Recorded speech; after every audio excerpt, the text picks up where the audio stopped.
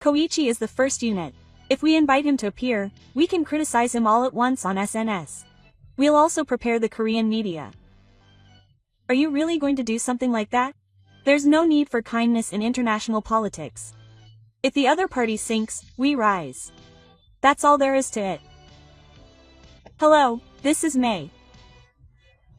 The Apex Summit was held in Lima, Peru in the fall of 2025. What caught the attention of the country was the first diplomatic debut of Japanese Prime Minister Koichi. Meanwhile, South Korean President Lee Jae-min was also promoting a forward-thinking South Korean diplomacy and aiming to make a comeback with the Hokusai unit. However, behind the scenes, quiet negotiations were taking place. Voices of caution about Japan's wealth, manipulation of public opinion using SNS, and invisible interference at the venue. Everyone was engaged in a psychological battle with the national interest at stake, but just 2 days later, the balance was overturned by the words of one prime minister. What happened? Please watch until the end. My name is Ji and I am an assistant to President Jung at the Ministry of Foreign Affairs. Preparations for Apex began months ago, and to be honest, I hardly got any sleep. Even so, this time was special. Because Japan's new Prime Minister, Takaichi, will be taking to the world stage for the first time. We must stop Japan's resurgence. That was our team's motto. My boss, Min, said it at the morning strategy meeting. Takaichi is the first unit. If we invite him to appear, we can criticize him all at once on social media. I'll have the Korean media prepare for it too. Are they really going to do it that blatantly? There's no need for kindness in international politics. If the other party sinks, we rise. That's all there is to it. I understand. But deep down inside, I felt a slight unease. We're trying to think about the future while actually trying to denigrate other countries.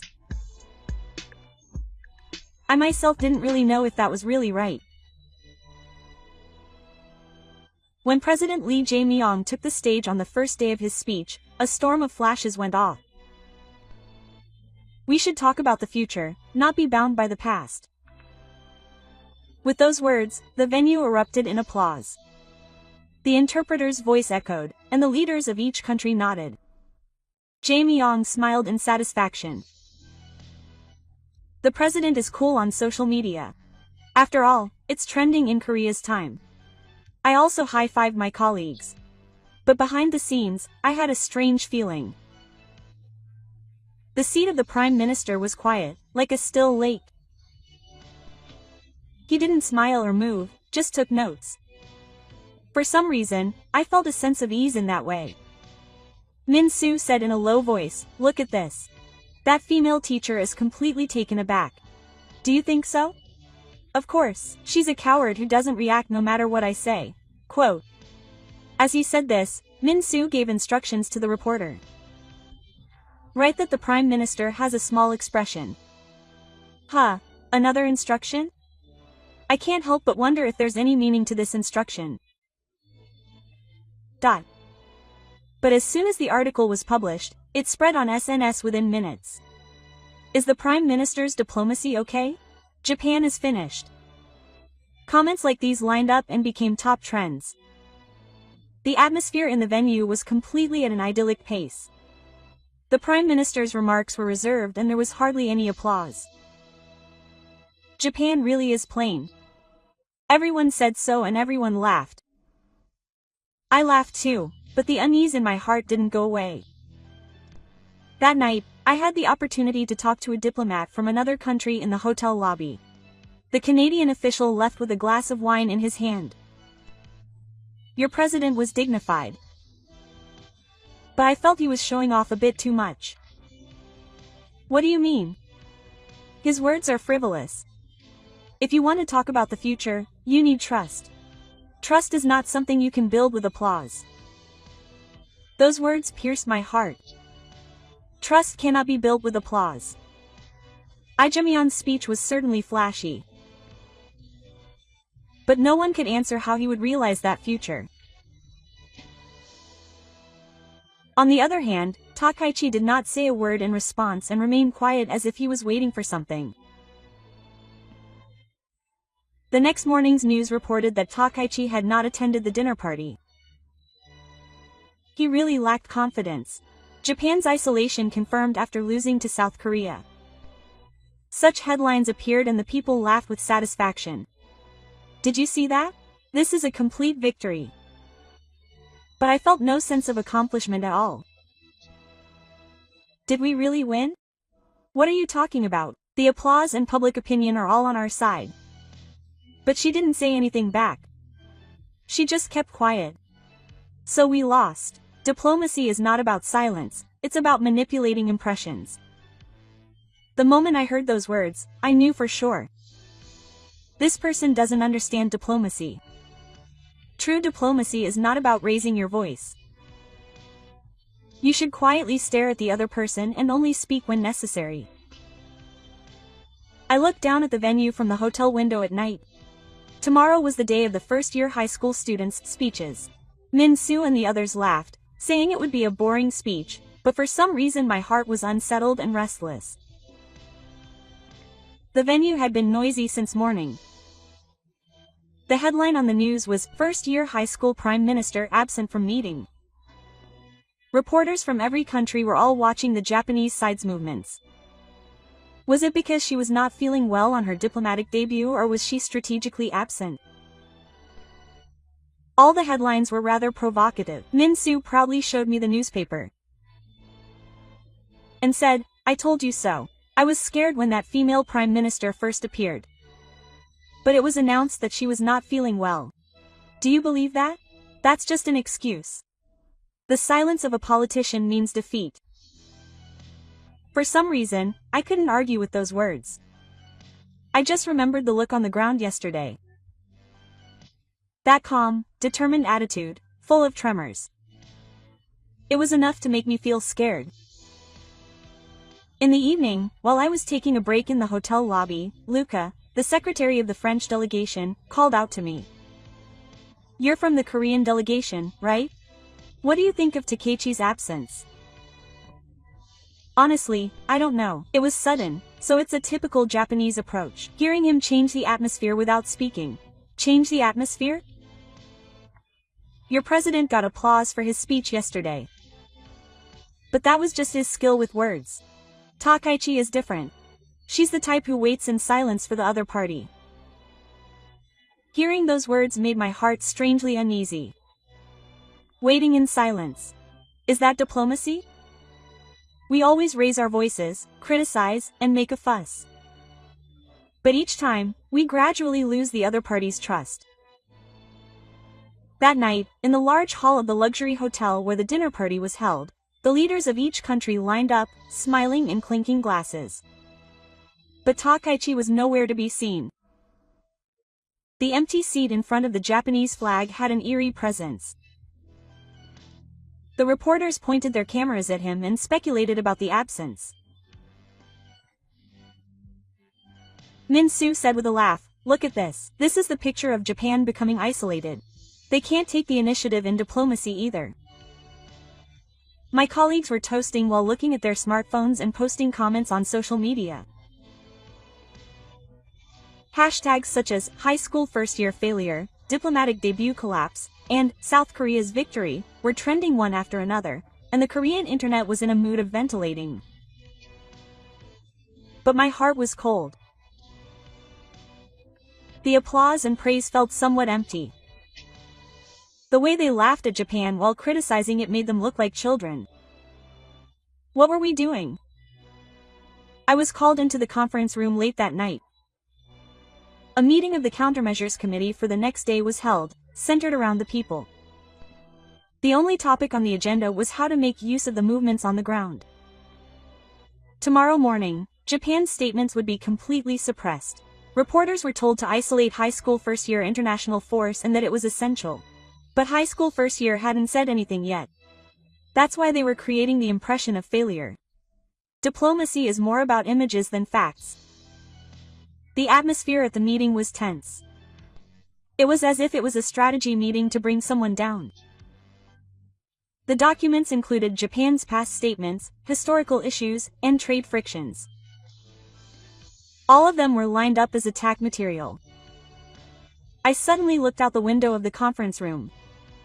The stars were quietly shining in the Peruvian night sky. No one was looking at the gloom. All that was in this room was anger, impatience, and pride. After the meeting, Min-soo stopped me. "You've been looking gloomy lately. Are you dissatisfied with something? Is diplomacy decided by winning or losing?" Of course, the number of applause, the amount of coverage, the rate of support, that's victory. But Prime Minister Koichi doesn't seem to act based on those criteria. Sigh. What's so great about that woman? She's scary. It doesn't matter what she says. That's the scariest thing. Nice suffered a long-term injury. You're pathetic. You're scared of that kind of silence. Diplomacy is a battle. Those who remain silent are losers. With those words, he left the room. I was left behind, staring at the mountain of documents. Words to win, information to attack, proactive scenarios. But there wasn't a single truth in them. Late at night, I happened to pass by the interpreter of the Japanese delegation who was staying at the same hotel. She was a petite woman with a calm demeanor. I couldn't help but call out to her. "Is Prime Minister Go Il-soo really going to give a speech tomorrow?" "Yes, the reason for his absence from tomorrow morning's session is a strategy meeting." "Huh?" The Prime Minister chose a moment of trust over unnecessary applause. He's just quietly preparing. The moment I heard those words, I swallowed. A moment of trust over unnecessary applause. That seemed like the answer I had been searching for the past 2 days. The interpreter gave a light bait and left. I, who was left behind, felt a warmth in the depths of my chest. Not emotion, but conviction. Perhaps silence is a sign of trust, not defeat.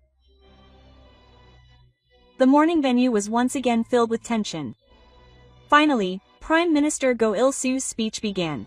In the front row were the leaders of the United States, the EU, and Southeast Asia. Behind them, I just watched with bated breath. "We will protect a free and vigorous economic order." Those words changed the atmosphere in the venue. The voice through the microphone was quiet, but powerful. The leaders of each country looked up one by one. The Chinese representative had no expression. Li Jae-men's expression was also frozen. I muttered to myself. Perhaps this is true strength. The lights in the venue went down, and silence descended. The gazes of the leaders of each country were focused on one point. Standing in the men's area was Prime Minister Takaichi. The person who had been talked about as a failure on social media until yesterday was now standing proudly in front of the microphone. Takaichi paused deeply. Then he spoke quietly. "We speak with structure, not emotion. And we want to be a country that fulfills its responsibilities for the future, not the past." With just those few words, the atmosphere changed. The noisy reporters' pens stopped, and the expressions of the representatives of each country tightened on the monitor. I was holding my breath next to Jemian. It was completely different from the storm of applause yesterday. It was so quiet, yet everyone was listening. Perhaps this silence was her strength. Min-soo said in a low voice. "What is she trying to say? That woman is probably talking about principles." Principles? What will change with such a long-winded thing? But no one was laughing at her. Takaichi in the men's area looked straight ahead without looking at a single page of the manuscript. To maintain a free and high economic order. It is the foundation for all countries to share a future. Japan will spare no effort to realize that order of trust. The word trust made my heart tremble. It was different from Jinyo's future yesterday. Her words carried responsibility and determination. It was not a slogan that would make people feel good. It carried the weight of action. After the speech ended, there was a brief silence, and then the American representative stood up and bowed. Next to her, a circle of applause spread from Canada, Australia, and Vietnam, and the entire venue stood up. Min looked at me with a dumbfounded expression. What is this? It's a reaction. Not to words, but to trust. Only China and South Korea did not applaud. But that was unusual and noticeable. Representatives from other countries gathered at the Japanese table and listened to Takechi's speech. Interpreters ran around, and requests for consultations came in one after another. It was as if Japan, which had been called the old country until yesterday, had returned to the center of the world overnight. After the meeting, the waiting room for the South Korean delegation was in chaos. Min shouted and threw down documents. Why? Until yesterday, South Korea had been in the lead. The reaction on SNS has also changed. Who wrote something like, "Awakening"? It's the international community. It's not SNS anymore. The atmosphere in the room was heavy and no one could speak. Only Jae Myung stood up quietly. He pretended to be strong by saying that applause isn't everything. And he buttoned up his suit and left the room. But there was a shadow of defeat on his back. The moment I saw that, I realized. Diplomacy is not about showing off. Only those who accumulate sincerity will win. As I was walking down the hotel hallway at night, I passed the interpreter for the Japanese delegation, the woman from yesterday, again. She smiled slightly as she left. Today was a great day. How can you all be so calm? Trust is not born by getting anxious. I never thought there could be such power in silence. 2. Borrow the words of Prime Minister Koichi, calmness is strength. At that moment, my chest felt warm. Ah, this is true diplomacy. We have been using emotions as weapons, but they are using conviction as weapons. The next morning, the news reported it all at once. Prime Minister Koichi takes the lead at Apex. Japan proposes a new order. A quiet speech moves the world. The South Korean media was among them. But the argument had changed completely. South Korea should reflect on its emotional diplomacy. Don't miss out on Japan. The strategy of silence is the true diplomatic power. I took a deep breath while looking at the screen of my smartphone. Everyone changes their minds overnight. But I knew. It wasn't yesterday or today that Koichi won. It was because of the trust that had been built up over a long period of time. In the car on the way to the airport in the evening, Min Soo said quietly. What do you think is so great about the Japanese Prime Minister? It's that he doesn't have the desire to win. He chooses right over winning or losing. That's the strongest thing. Min Soo looked out the window without saying anything. The city of Peru was dyed in the setting sun. It illuminated our tired faces. A pain called the desire to fight spread deep in my chest. As the plane took off, I stared out the window quietly. The image of the Japanese flag flashed through my mind. The image of Prime Minister Koichi receiving applause. There was no showiness or boasting in his expression. There was only pride. Is calmness the key to strength? Before I knew it, I had uttered those words. The airport in Seoul was strangely quiet. Usually, reporters would be swarming around reporting on Jamyeon's return. But this time it was different.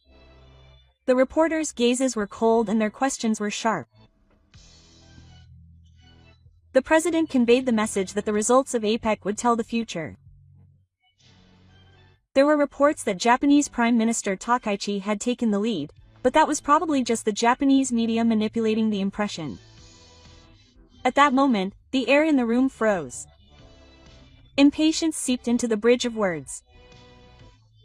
We stood there, wondering to ourselves. Haven't you realized it yet? It's not words that have been defeated, it's trust. When I returned to the office, a newspaper was placed on my desk. It was a model of Japan's free order. Prime Minister Takechi's calm diplomacy was praised by various countries. Next to it was a small newspaper that read, Korea's Sun 5 Hands. My colleague, Sue, said, hesitantly. Hey, are we really okay with this? What do you mean? I saw a comment on SNS saying that the silence of a high school freshman was scary. I felt the same way. She smiled no matter what was said, but in the end, she took it all. I understand. Her composure is not a strategy. It's the new year. After a while of silence, she muttered, I wish our president had that kind of quiet strength. Quote, I couldn't say anything. Juman's speech was certainly flashy. But there was no action to back up his words. To make up for that, we've relied solely on media investigations and public opinion manipulation. As a result, what we've lost is trust itself. A few days later, an emergency meeting was held in the Foreign Ministry's conference room. The theme was rebuilding South Korea's diplomacy. The top brass gave one opinion after another, but they were all off the mark. Japan's success was a coincidence. We should also emphasize rationality over emotion. We can deal with this by reviewing our SNS strategy. My head hurt as I listened. Rationality and strategy aren't bad. But what we need before that is sincerity. No one said that. I couldn't help but raise my hand. Can I start? Please go ahead. I don't think the reason Prime Minister Go was praised was because of her silence or strategy. She stood with the trust of hell on her shoulders. That gave her words weight. The conference room was noisy. In other words, we lack trust. Yes. We have prioritized impressions over trust. But no one will follow us if we do that. Silence fell. No one objected. But no one even tried to acknowledge it. After the meeting, Min Soo approached me. You're still an idealist. It's not ideal. I saw it all in those 2 days. I saw it. Strength isn't about the volume of your voice. It's about not changing what you believe in. Min Soo was troubled. You may have changed. But if you don't change, the country will sink. That night, I called my mother for the first time in a while. I saw you on the news. It must have been tough. Yeah. But it made me think about a lot of things. People have always said you're too honest. But that's the most important thing. Thank you. The night view of Seoul spread out outside the window. The neon lights shone brightly, as if reflecting the chaos of the country. But I felt like I could see a little hope in them. Just as the words of trust over emotion, a new start in diplomacy, spread quietly at the venue that day, they must have left a seed in someone's heart here too. The next morning, a small article appeared in the newspaper's column. Trust over emotion. A new start in diplomacy. There was no signature, but I felt that someone shared the same sentiment. I sat down at my desk and opened my notebook. I wrote quietly on the page. That is strength. The marks of the pen remained as if they were a vow. Next, I will surely be the one to speak these words. Various comments were received from people overseas on this topic, so I would like to introduce some of them. In a world where politics is often driven by emotion, his calmness was overwhelming. It was truly quiet leadership. It was also reported in the United States. That's how cool Takechi-san is. What the world is paying attention to is calmness, not flashiness. What did you think? In this way, the 2 days surrounding Apex became a turning point in East Asian diplomacy. The quiet words of high proof resonated more deeply in the hearts of each country than applause, demonstrating how powerful the conviction in silence can be. Meanwhile, in South Korea, young people like Ya have begun to awaken to the concept of trust-based diplomacy, and the flow of the times has quietly begun to change from emotion to reason. Calmness is true strength. Those words continue to resonate with him to this day. Please let us know your thoughts and opinions in the comments. Thank you for watching until the end. See you in the next video. On the surface, Samsung and SK are shining, but behind the scenes, citizens' lives are collapsing. Internationally, the country is moving toward an unbalanced state where brilliance and vulnerability coexist. To understand the true state of the South Korean economy, we need to face these social distortions head-on. Hello, this is.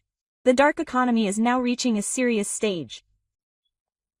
The rapid increase in monetary credit, the collapse of the real estate bubble, and international isolation have all combined to make it seem like the miracle of Asia that it once was. On the surface, financial companies such as Sansui and SK continue to talk about their brilliance, but behind the scenes, they are nothing more than a state of assembly that relies on technology and finance from Japan and overseas. This time, we will take a closer look at the front and back of the South Korean economy, and the path that diplomacy that has lost trust will take. Please watch until the end. The decline in currency credibility in the South Korean economy is not just a voluntary fluctuation, but a manifestation of structural instability.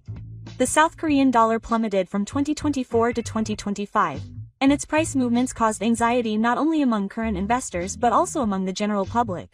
In international financial markets, the perception that the South Korean dollar is no longer a stable currency is spreading, which is causing a vicious cycle that further accelerates capital outflows. During the Asian currency crisis in 1997, Japan and other countries provided support, and South Korea avoided the collapse of its overworked economy. However, the situation is different in this crisis. Japan, which had been the largest supporter, has made it clear that it will refuse to provide support, citing repeated acts of betrayal and ignoring of historical issues. The empire has also significantly lowered its reputation as a partner that can support South Korea's official diplomacy. In other words, South Korea has been forced into a situation where it must legally protect its currency credibility. When currency credibility collapses, the first thing to be affected is corporate financing. Foreign borrowing costs will skyrocket, and industries that rely on imports will be hit hard. South Korea in particular relies almost entirely on imports for energy and power, and the decline in Wuhan prices immediately led to a rise in production costs. Manufacturers have no choice but to raise their sales prices, which in turn reduces their export competitiveness. While this is normally advantageous for export companies, in South Korea's case is a burden for the assembly nation that imports parts, materials, and equipment from Japan and overseas and assembles them. This assembly nation structure exposes the weaknesses that lie at the heart of the South Korean economy. For example, in the field of reactionary materials, companies such as Samsung and SK have a strong presence on the world stage, but much of their manufacturing equipment and materials depend on the technology of Japanese companies. It is still fresh in our memory that the Dark Society was thrown into panic when Japan tightened export controls on reactionary materials in 2019. Although they have publicly declared that they will promote domestic production, the structure of their reliance on Japanese technology has not changed even 5 years later. If import costs rise due to a decline in currency credit, South Korea's main asset industry could easily collapse. The eyes of the ruling elite are also becoming increasingly critical. Foreign investors are withdrawing funds from Korean stocks and bonds, with a particular focus on short-term capital. The opacity of capital controls and the unpredictability of the tax system have dampened investor sentiment, and the Korean government has been subject to a risk premium. As a result, Korean bond yields have risen, and so have government financing costs. The country is caught in a typical vicious cycle of mounting high interest burdens amid a ballooning fiscal deficit. Meanwhile, the lives of citizens in Korea are also being affected. The currency exchange rate has led to higher import prices, causing prices to rise for everything from daily necessities to energy. With household debt exceeding 100% of GDP, rising interest rates have had a direct impact on debt repayments, forcing many families to move into housing. The middle class and younger generations, who are particularly struggling with housing issues, are struggling with the dual challenges of falling real estate prices and increased debt repayment burdens, and a sense of stagnation is spreading throughout society. Unlike past IM crises, this time there is a cold reality that no one is coming to the rescue. In the 1997 crisis, international support was mobilized to protect the entire Asian region. However, South Korea is currently not trusted by the international community, and there are very few countries that will respond to its requests for support. Rather, the perception that South Korea is a high-risk partner is spreading, and rather than receiving assistance, it is being distanced. Behind this lies South Korea's diplomatic stance. While its tactical diplomacy of conveniently changing positions without defining its position between the United States and China may seem effective in the short term, it has ended up damaging trust in the long term. The United States views South Korea with suspicion in terms of security, China puts economic pressure on it, and Japan refuses to engage in dialogue due to historical issues. As a result, South Korea has become an isolated country that cannot be fully trusted by any major country. This currency credit crisis is not simply a matter of economic figures. It is a national credit crisis that has arisen from a combination of a loss of trust in international relations, past betrayals, and a structural dependency. The world is cold, there is no reason to invest in the currency of an untrustworthy country, and South Korea continues to face this reality. The issue of household debt is unavoidable in order to outperform the South Korean economy. South Korea's household debt balance far exceeds 100% of GDP, making it an extremely high level among countries that use it. This is not just a statistical figure, but a reality that puts pressure on the lives of ordinary households. In South Korea, large amounts of money are required for home purchases and education expenses, and it is common to take out loans, but rising interest rates and real estate prices are combining to increase the number of households that are unable to repay their loans. Particularly serious is the collapse of the housing market. In South Korea, real estate has long been the only investment option, and the accumulation of wealth and the inheritance of wealth have depended on housing prices. A social structure had been formed in which everyone from the young to the middle class joined forces and invested in real estate. However, due to the combination of rising import prices caused by the coronavirus pandemic, rising interest rates, and the withdrawal of foreign investors, real estate prices, especially in the capital city of Seoul, have taken a sudden turn for the worse since 2024. The decline in housing prices has had a direct impact on the elderly. People who had purchased high prices have fallen into a state of overvaluation, with the value of their homes exceeding the valuation of their homes, and the situation has spread where asset values cannot keep up with the decline. As a result, there have been many cases of people abandoning loan repayments and the collapse of mutual prosperity. The real estate industry has also been hit hard, with company bankruptcies and unemployment rates occurring nationwide. The younger generation is the most affected by this. The official total employment rate for young people in South Korea is around 10%, but it is said to exceed 20% if regular employment and job hunting workers are included. As a society with a strong engineering background, an increasing number of young people are unable to find work even after graduating from university or graduate school, creating a sense of stagnation throughout society. In the fiercely competitive so-called Beck society, young people who have spent a lot of money on education end up unable to find a place to work, which places a serious burden on their families. This situation points to the fundamental structural problem of the dark economy. Large corporations control the majority of the economy, and there is little progress in developing small and medium-sized enterprises or startups, so there are extremely limited employment opportunities. Giant companies like Namsu and SK are making a name for themselves in the global market, but their employment volume is only a small fraction of the total. The overwhelming majority of young people are unable to find employment at chaebols, and are forced into unstable non-employment or low-paying jobs. In addition, the collapse of the real estate bubble is strongly perceived as a phenomenon that is robbing young people of their dreams. In South Korea, owning a home is valued as a symbol of marriage and social status. However, the rise in real estate prices has made it impossible for young households to purchase homes, and now that the bubble has burst, the reality is that even if they work hard, they are unable to accumulate assets. The sense that hard work is not rewarded is spreading throughout society, manifesting itself in the form of rising unemployment rates and a growing tendency to emigrate. The expansion of household debt is also posing risks to the banking system. As the number of households unable to pay their bills increases, bad debts are piling up, threatening the health of financial institutions. Banks are tightening their lending, creating a vicious cycle in which small and medium-sized enterprises and sole proprietors are unable to raise funds.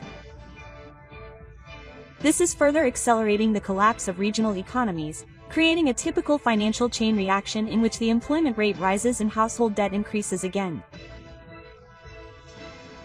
Even when viewed in concrete terms, these household problems are contributing to the view that South Korea is a risky country. Along with the decline in the credibility of the South Korean currency, there are growing concerns that the collapse of the real estate bubble will cause a chain reaction in the banking system, and investors are withdrawing their funds. In other words, the household debt problem in South Korea is no longer just a domestic issue, but is becoming a threat to the global capital market, causing a loss of trust.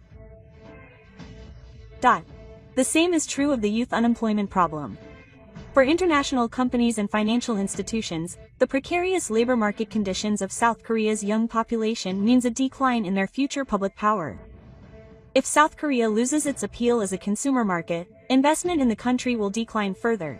If social unrest spreads and acts of violence become more frequent, doubts will also arise about political stability.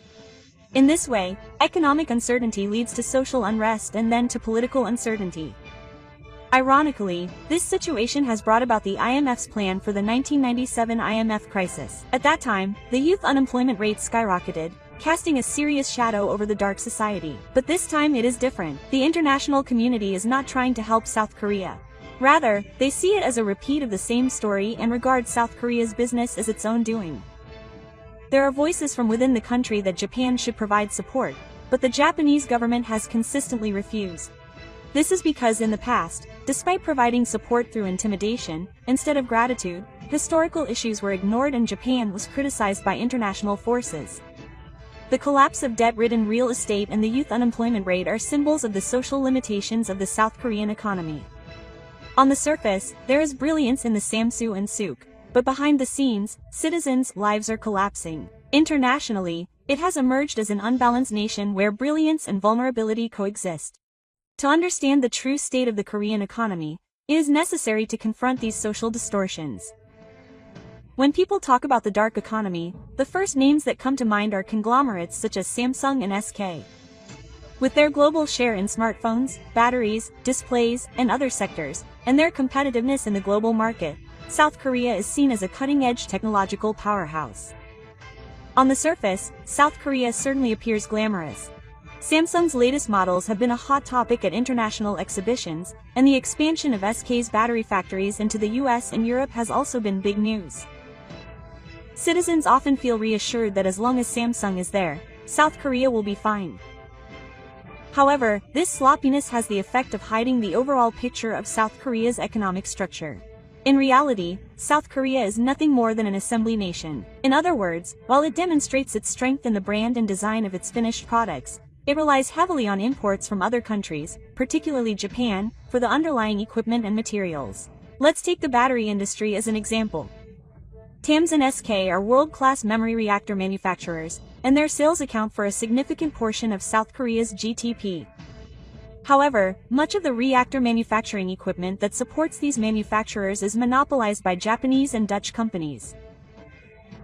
In the equipment field, Dutch company ASML plays an indispensable role, while Tokyo Electron plays an indispensable role in ground support equipment and electric field equipment. It is still fresh in our memory that South Korean society was severely shocked when Japan tightened export controls on reactor materials in 2019.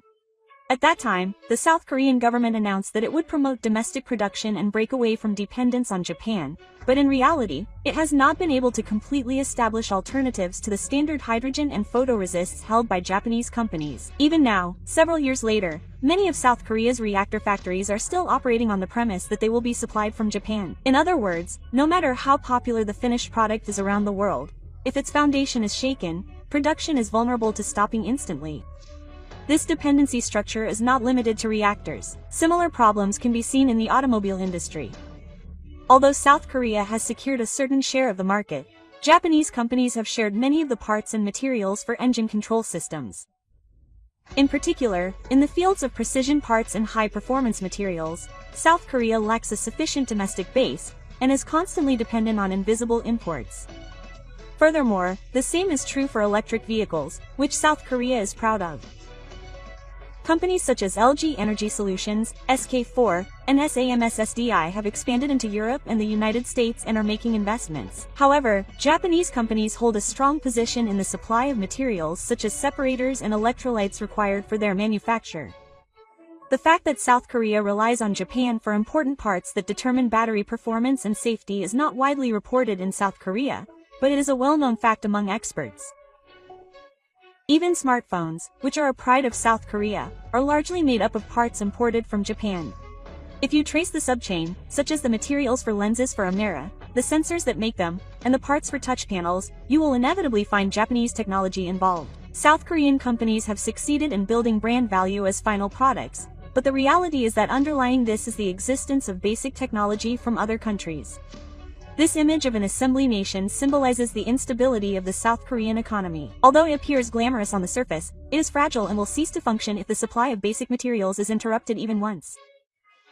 Japan's export control measures were precisely those that exploited this weakness. There was strong opposition and a growing movement of non-movement within the dark country, but at the same time, the Industrial Association felt a serious sense of crisis.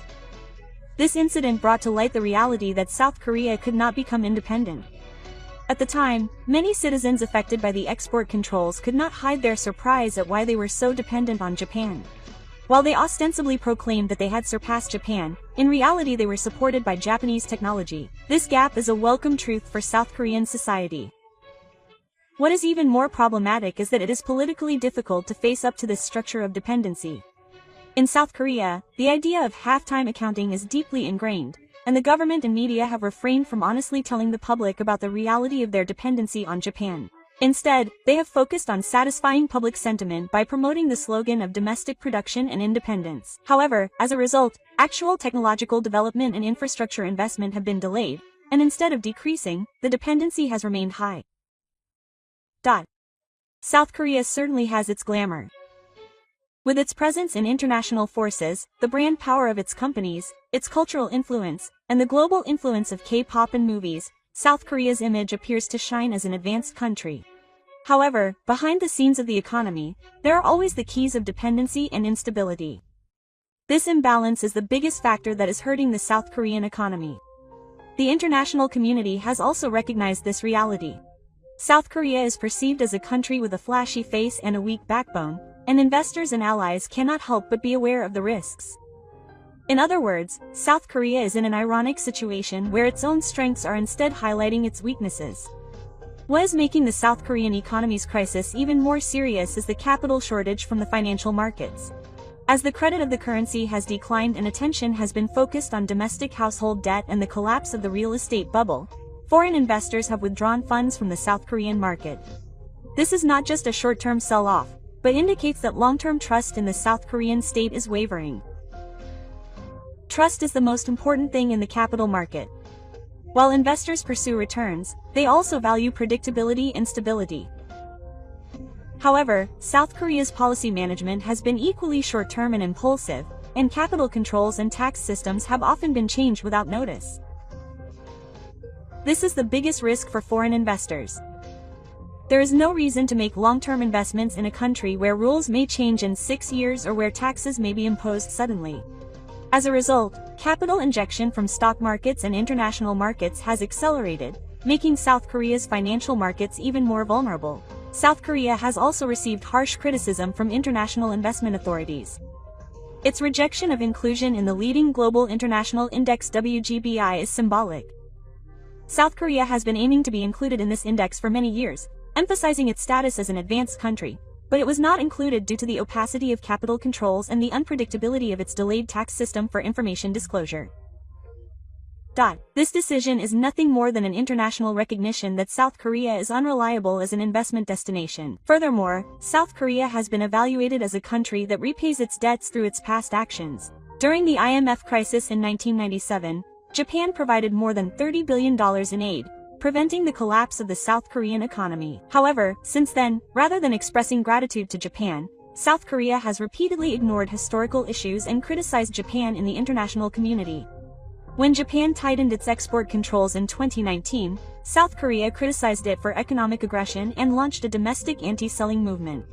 As a result, trust has completely broken down, and Japan clearly refused to support South Korea in the 2025 crisis. Relations with the United States have also deteriorated. South Korea has continued to engage in a Cooper diplomacy, in which it has kept its position ambiguous between China and the United States and changed its attitude depending on the situation. This strategy seemed to benefit both countries, but in the long term it has resulted in a loss of trust from both sides. In particular, in terms of security, the United States has begun to view South Korea as an unreliable and unpopular country. The scandal surrounding the massive battery tax deduction and the ambiguous statements on the issue have thoroughly cooled relations with the United States. Losing trust in the international market does not simply mean having its capital withdrawn. It also means being excluded from international agreements and economic partnerships. In fact, South Korea has been unable to play a leading role in frameworks such as the RCEP and TPP, and is now being distanced from ASEAN. In 2025, South Korea's statement that it would restructure its economic relations sparked a major backlash, and it was simultaneously lectured by the 7 ASEAN countries. As a result, a $1 million project was cancelled, and South Korean companies received major opportunities. This is also a result of the loss of trust. The time from the e-commerce market is independent. Local. Inns are suffering. As a result, consumption has fallen, corporate performance has been affected, and the number of graduates has increased.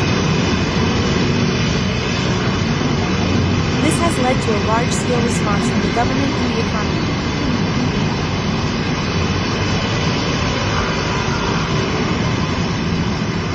There are calls within the country to put an end to this, but the Japanese government's support for the economy has been in the past, and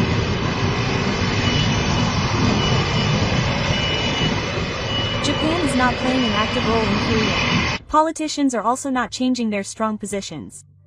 In other words, Korea is facing isolation as a result of its own actions, with no one to help it. Capital flight and international isolation are not only temporarily hurting the Korean economy, but are fundamentally shaking the long-term national credibility. It will take many years and significant action to regain trust that has been lost. However, it is not certain whether Korea will choose that path. At present, there is no sign that the chain of trust creation and loss will stop. The essential elements for understanding the credibility of the dark economy go beyond simple numbers and monetary policy issues. The high level of education and the media are forcing the country to make choices and accelerating the loss of trust.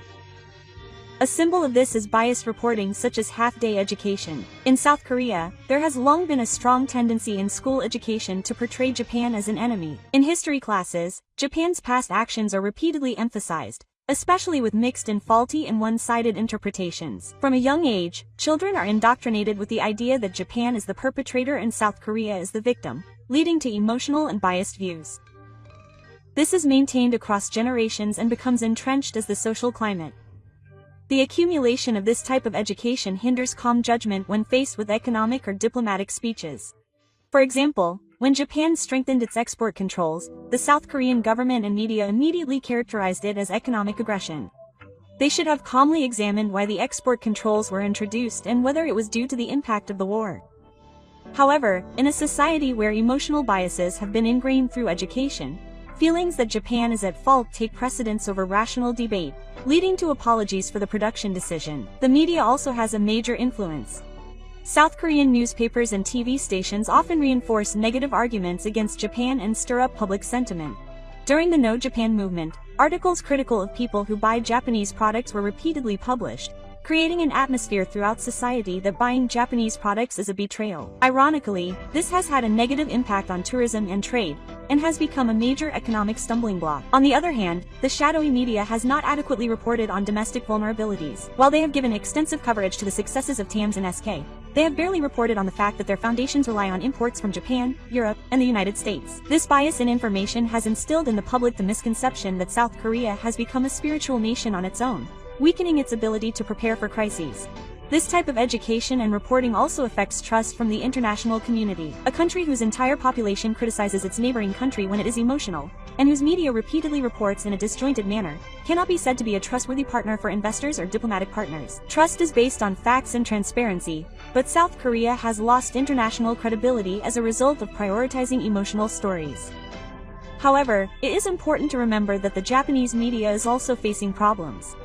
Although in a different direction from South Korea, Japanese newspapers, especially major ones such as the Asahi Shimbun, are losing their credibility and influence. The Asahi Shimbun, which was once read by the intellectual class and led the media, is now facing a financial crisis due to the decline in advertising revenue and the shift to online news. The quality of reporting has also deteriorated, and in the latter half of the 2020s, it was pointed out that the newspaper could fall into the red by 2030. The Asahi Shimbun has been known for excessively covering historical issues with South Korea and China and for strengthening its stance critical of Japan. However, this has not gained the support of readers in Japan, and has instead led to criticism of its inconsistent reporting. The Asahi Shimbun, which once boasted influence, has also lost the trust of its readers in the internet age and its circulation has declined. While South Korean media use the internet to stir up public opinion, some Japanese media distort the facts to protect their position, and are ultimately abandoned by their readers. The two countries have embraced the media in different ways. The state of education and the media in the two societies of South Korea and Japan has had a serious impact on the trust in the nation as a result. South Korea has made calm judgments on the economy and diplomacy through inconsistent education and inconsistent reporting, and has strengthened its international competitiveness. Japan's media space is becoming hollow due to the loss of personnel in some of its media outlets. Ultimately, it is trust that supports a nation.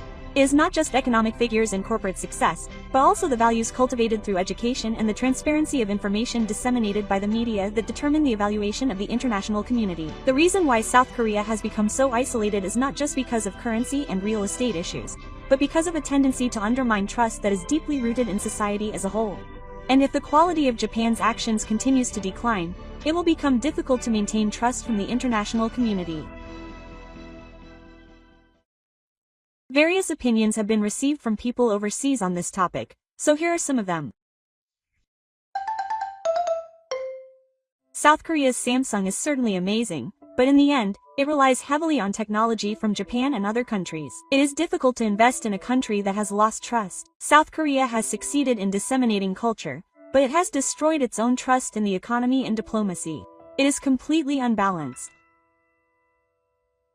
What did you think? The dark economy is not simply a failure of the economy, but the cumulative result of choices made by society as a whole, such as education, the media, and diplomatic stance.